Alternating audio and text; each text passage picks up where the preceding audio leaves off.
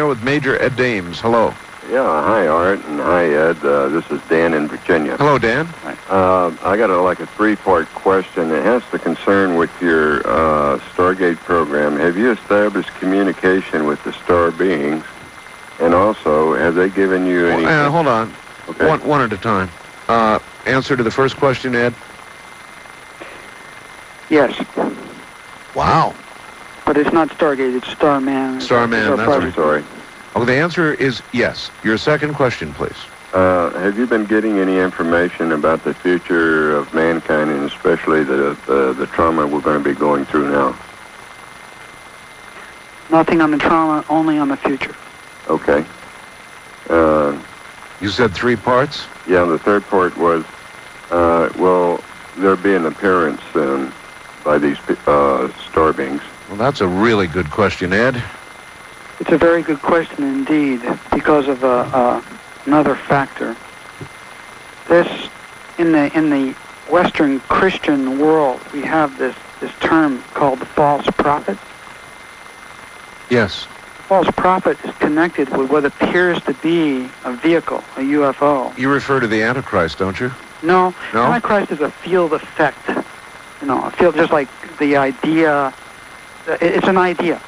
Okay, so a false prophet is what you're saying. False prophet is actually this thing that I've talked about in the past that masquerades as a human being or a being, but in fact it's not. It's something else.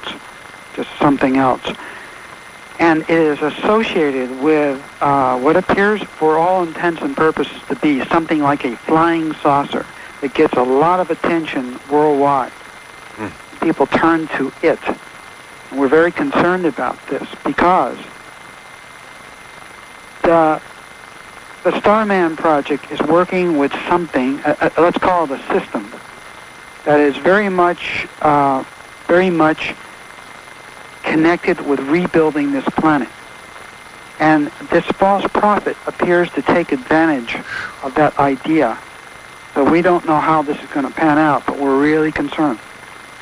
There's a lot of in-house things that we don't usually talk about because it's very worrisome to others.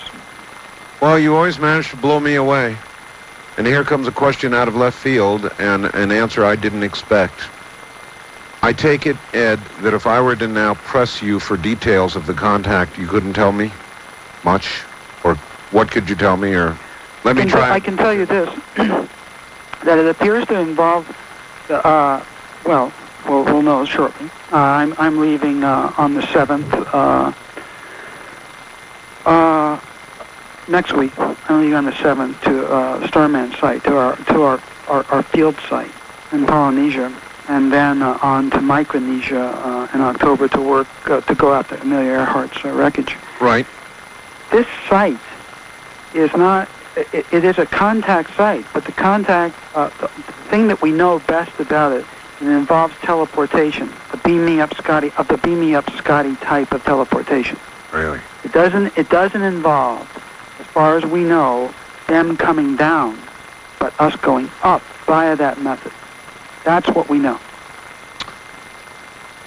We have a laser in place. We have all the rest of the stuff ready to go. I remember you're saying you were working on a laser. Yeah.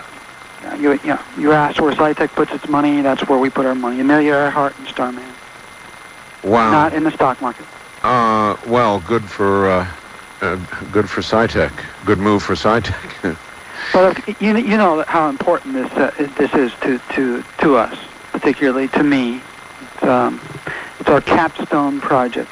I think in some ways, in my mind, everything that we've ever done in remote viewing was a prelude, and if not necessary, to this upcoming event, which I think is the beginning of something new. And I will keep you informed. In fact, I'll keep you informed from my field site next month. I'll let you know what's going on in terms of Earhart. Right now, we're remote viewing Fred Noonan. We're not sure what happened to Amelia Earhart's navigator, Fred Noonan, whether he died in a crash or made it to shore on this particular atoll. And once we complete the remote viewing about Fred Noonan's demise or disappearance, then we'll be ready to do the press release. we want to bring closure to that. You never fail to blow me away. In every program that I've ever done with you, Ed, you never fail to blow me away. You know what? In what regard? In one regard or another, program by program, there's something you say that just blows me away. Now, I knew about Starman, but I never asked you, of course, how far it had proceeded. And here comes a caller asking one simple question, and I'm blown away. So there you are. That's tonight's, I guess, second blow away. There's two. And the first, of course, was the financial deal. East of the Rockies, you're on the air with Major Ed Dames and Art Bell. Hello. Good morning, Art. Good morning to you. Where are you, sir? Odessa. Odessa, Texas. Yes. All right, you're going to have to yell a little bit. You're not too loud. Do you have a question? Yes, I do. Good morning, Major. Good morning. I was wondering, have you done much research into the climactic Earth changes that are supposed to be coming?